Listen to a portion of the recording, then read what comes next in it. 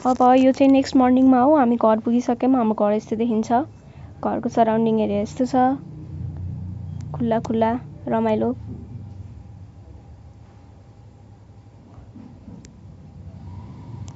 यहाँ चराहरू पनि कति मजाले आइरहेको छ। चराको आवाज सुनेर हाम्रो मर्निङ स्टार्ट हुन्छ, रमाइलो लाग्छ आवाज सुन्दाखेरि। अनि यहाँ चाहिँ अब मम्मी सगुने पूजाको लागि तयारी गर्न लागिसक्यो। यो चाहिँ टिकको पात बुन्दै उसिन्छ। यस्तो डुङ्गा आकारमा नै बुन्नु पर्ने रे। अनि यहाँ चाहिँ अब हाम्रो हजुरबासँगको गफ अनि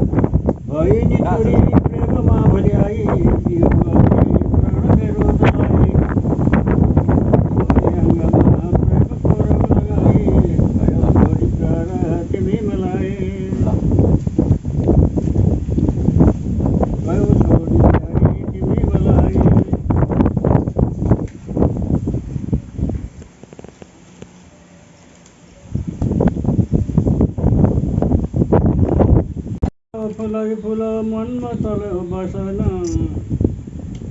आँसु आँसु लाग्न थाल्यो, लाली चढ्यो तनमा भन्नै नहुने, केमा त लाग्ने होसै नहुने, भन्न दगे लाउरे दाजु साइडीतिर हेरी, विरहको भक्कनलाई दबाएर फेरि, अझ राति वस्त्र बस्यो कुखुराको पछि, सातवटा तल्ला काँडो त्यसले एकैचोटि, तिनै तल्लानी खुनेर लाउदी लुगा फाटो, लहै साइडी गाएमा त घामले डाँडा काट्यो। हजुरबाको कविता पनि सुनियो। अब त्यसपछि यहाँ हाम्रो गाई यसरी चढिरहेछ। त्यसपछि यहाँ फुलहरू यस्तो राम्रो राम्रो फुलेको छ, बटरफ्लाईहरू आएको। मैले सानो क्लिप क्याप्चर गरिदिएको छु हजुरको घरको लागि। हावा चलिरहेछ अनि यो चाहिँ सगुने पूजाको अरू तयारी सुरु हुँदैछ। अब यहाँ चाहिँ मम्मीले हाम्रो सगुने पूजामा चाहिँ 5-6 थरीको सामानहरू चाहिने रहेछ, जस्तै खट्टे, गुन्द्रुक, लाभा,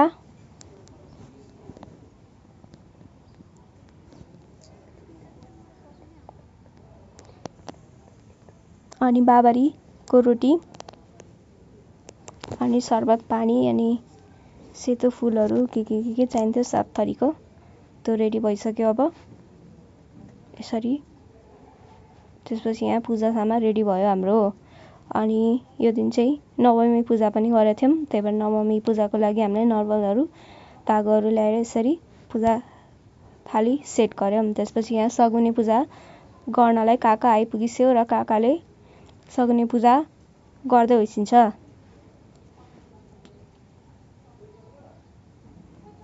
पूजा अब यसरी हुन्छ हाम्रो चाहिँ। जहिले पनि दसैँको अगाडि चाहिँ यो गाईबस्तुहरू बिरामी नहोस् अनि के भनेर चाहिँ यसरी पूजा गर्छन्। हाम्रो गाउँभरि सबैको घरमा यस्तो पूजा हुन्छ। यो चाहिँ सुख शान्ति समृद्धिको लागि पनि हो।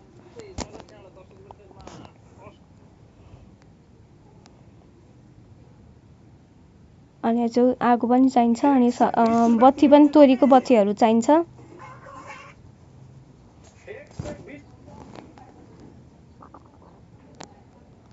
यति सबै सामान जुटाएपछि पूजा सक्यो अब हाम्रो।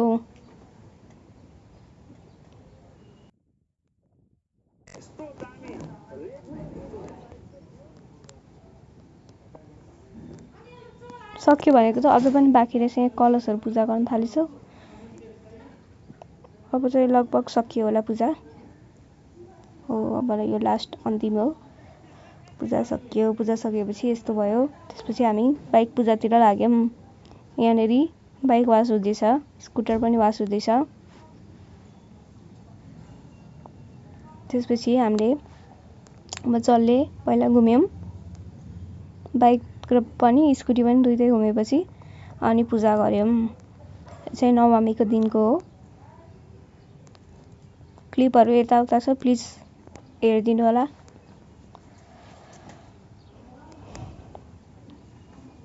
एडिट गरिरहेको बेलामा यताउता परेको छ, त्यही भएर यसलाई कन्सिडर गरिदिनु होला। बाइक स्कुटरको पूजा हामीले मजाले गर्यौं, गर्दैछौं। त्यसपछि धागो बान्यौं।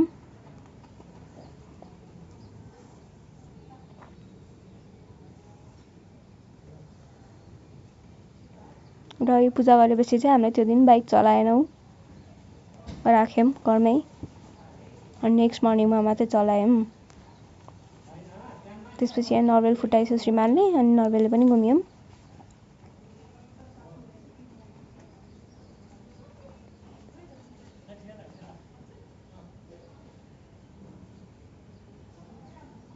दुईटै बाइक स्कुटरको लागि छुट्टै छुट्टै नर्वेल हामीले फुटाएर चढायौं। त्यसपछि डोग्यौं। र यहाँ मम्मीले पनि पूजा गरिसौ बाइक स्कुटी दुवैको।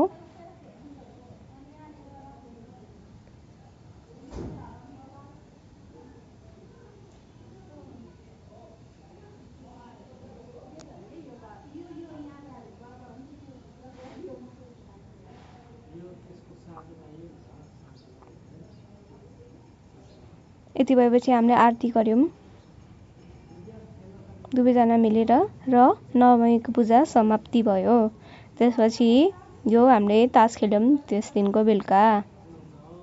मजाले घरमा 1 बजेसम्म तास खेलेँ मैले चाहिँ, अनि म सुत्न गएँ। तास त रातभरि नै चलिरहेको थियो। यो भोलिपल्ट मर्निङमा दुधहरू ततायौं कुडेमा। अनि यो चाहिँ अगाडि नै हो, हामी घर पुगिसकेपछि नै हो। यो हाम्रो एनिभर्सरी भएको थियो 7 गते असोजको।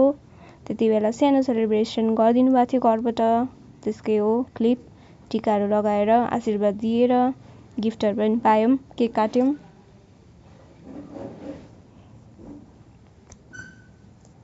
यहाँ खाना पनि दिस्यो मम्मीले हामीलाई। बुवाले पनि टिका लगाइदिँदै होसिन्छ। अब हजुरबुवाको पनि पालो आयो।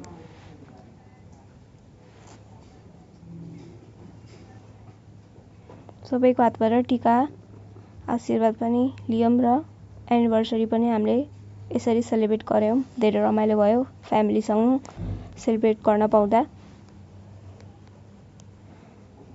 त्यसपछि एउटा भिडियो पनि क्याप्चर गर्यौं मेमोरीको लागि। र अर्को दिन मैले मेरो मम्मीसँग यहाँ सानो एउटा क्लिप हालेँ। यो चाहिँ दशैंको मर्निङमा हो। म रेडी भइसकेपछि मैले यसरी क्लिप लिएँ मेरो रुममा। त्यसपछि यो मेरो ठ्याक्क रुमको बाहिर यस्तो हरियाली। हजुरहरू देख्न सक्नुहुन्छ हाम्रो घरतिरको कस्तो छ भनेर भिडियोमा। यहाँ हजुरबुवाले चाहिँ कन्याबाट पूजा गरेर स्टार्ट गर्नुभयो। यो चाहिँ दशैंको टिकाको दिनको हो। कन्या केटीलाई टिका लगाएपछि मात्रै अरूलाई लाउने भनेर सानो बच्चा बच्चीलाई टिका लगाइयो। हाम्रो घरमा चाहिँ धेरै भिड हुन्छ टिकाको दिनमा। घरको परिवार मात्रै हो यो सबैजना।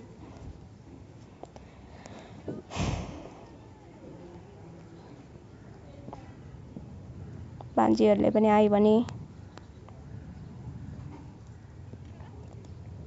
गफगाफ हुँदैछ यहाँ। त्यसपछि हजुरबुवा मम्मी बुवाको हातबाट टिका लगाइयो।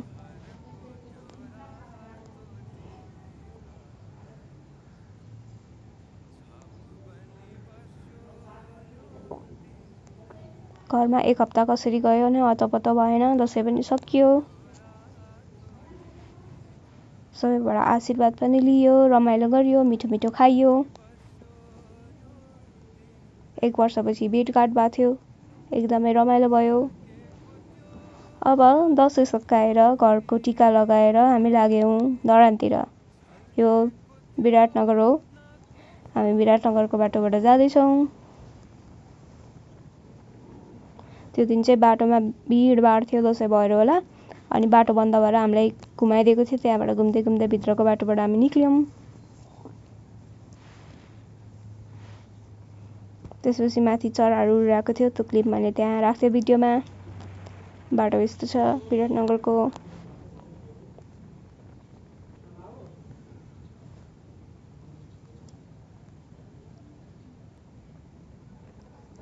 त्यसपछि बाहिर रोडमा निक्लेपछि यति धेरै डाइभर्सन छ हेर्छ, बाटो खत्तम थियो।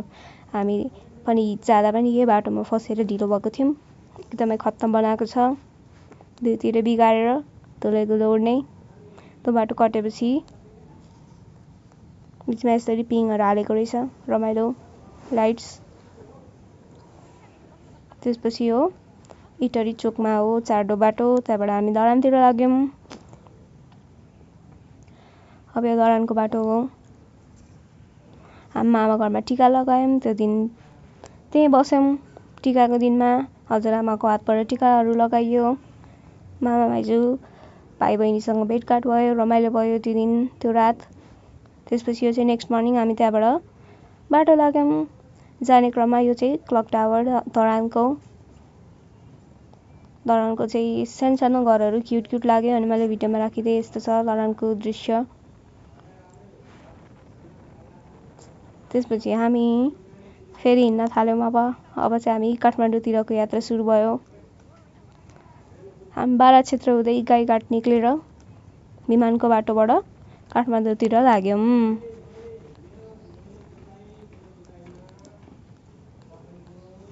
बाटो यस्तो घुमाउरो छ। अब पाहाडको बाटो सुरु भयो, तराई सकियो हाम्रो।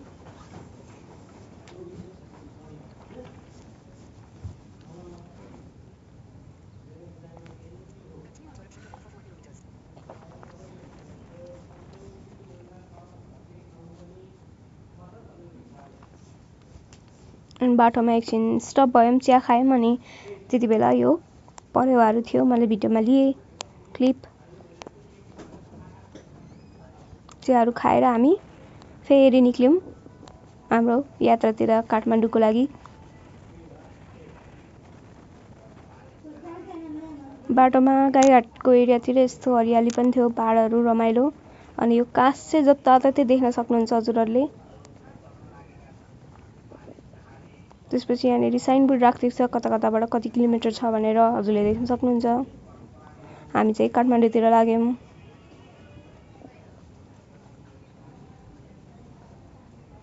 अब चाहिँ बाटोहरू हेर्दै जाँदा घुमाउरो नागबेली बाटो सुरु भयो सिन्धुलीको। हामी गएको दिन चाहिँ वेदरले एकदम साथ दिएको थियो, घाम पनि थिएन, पानी पनि परेको थिएन, एकदमै राम्रो भयो। टाइममा पनि आइपुग्यो घर सहजै। बाटो यस्तो छ, घुमाउरो हो सिन्धुलीको बाटो, हजुरहरू सबैलाई थाहा छ।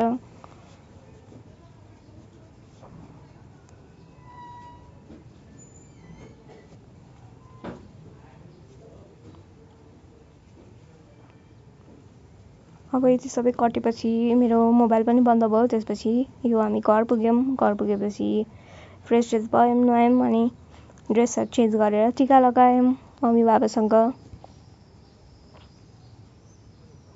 आशीर्वादहरू लियौँ।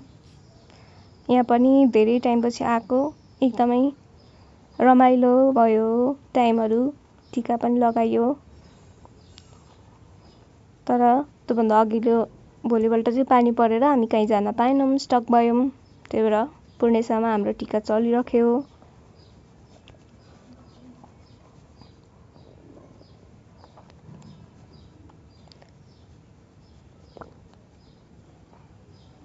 अब यहाँ हामीले पनि टिका लगाउने पालो आयो। अघि चाहिँ हामी सबैजनासँग टिका थापिरहेको थियौँ, अब हामीले चाहिँ हाम्रो भाइलाई टिका लगाइदियौँ। पहिले उहाँले लगाइदिएछ अनि मेरो पालो आयो, मैले पनि लगाइदिएँ, आशीर्वाद दिएँ।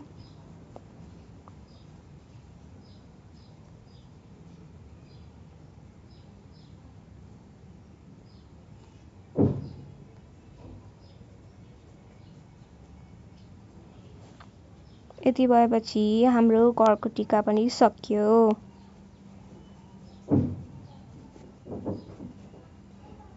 त्यसपछि यहाँ पनि हामी खायौँ, रेस्ट गऱ्यौँ। अनि त्यो पानी परेको दिन पनि हामीलाई रेस्टै भयो।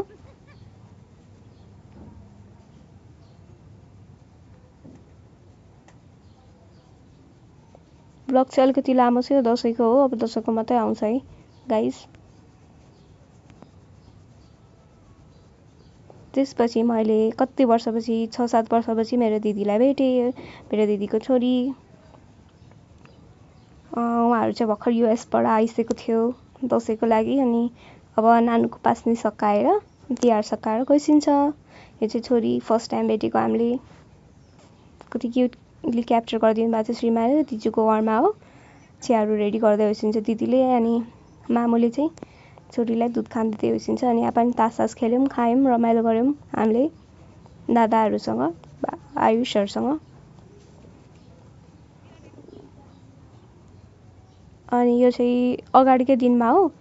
यो चाहिँ हामी चापागाउँ गएको थियौँ, दादा भाउजूलाई टिका लगाइदिएको थियो मामु बाबाले, अनि दाजु भाउजूले पनि भाइलाई टिका लगाइदिएछ। अनि उहाँको नयाँ घरहरू हेऱ्यौँ, बस्यौँ, गफगाफ गऱ्यौँ, कति बजी भेटेको रमाइलो भयो। ठुलो मम पनि आइसकेको थियो, उहाँलाई पनि भेट भयो। अनि त्यसपछि मामा माइजूले पनि टिका लगाइदिएछ, अनि बसिरहेको थियो। अनि यो चाहिँ किर्तिपुरको हो, किर्तिपुरमा पनि गएको थियौँ, तासहरू खेल्यौँ, रमाइलो भयो, मामा माइजूलाई भेट भयौँ, टिका लगायौँ, आशीर्वाद थाप्यौँ, यस्तै हो। अनि लुबु गयौँ, त्यसपछि हाम्रो टिका सकियो। यो चाहिँ अहिले दसैँ सकिसकेपछि मैले मेरो बेस्ट फ्रेन्डलाई भेटेँ, शीतललाई। अनि हामी त्यही मङ्गल बजारमा एनपिबीमा गयौँ। अनि त्यस्तो हेभी केही खानु मन थिएन, त्यही भएर हामीले मन्चुरियन र थुक्पा खाएको थियो, एकदमै मिठो भयो, कम्फर्ट फुड थियो हाम्रो लागि, एकदमै रमाइलो भयो, टाइम स्पेन्ड गऱ्यौँ, गफगाफ गरौँ, गसिप गऱ्यौँ। धेरै 1 वर्षपछि भेटेँ मैले मेरो साथीलाई फाइनली, एकदमै वर्थ इट भयो। यसरी नै दसैँ सक्यो। अब अरू ब्लगहरू पनि आउँदै हुन्छ, हेर्दै गर्नु होला मेरो ब्लगलाई, च्यानललाई सब्सक्राइब गरिदिनु होला, लाइक सेयर गरिदिनु होला। अनि यो चाहिँ दराजबाट सामान मगाएको थियो, त्यही सामानहरू आयो, त्यही भएर अनबक्सिङ गरिदिएँ मैले। स्विङ मेसिन, यो माइक्रोवेभको कभर,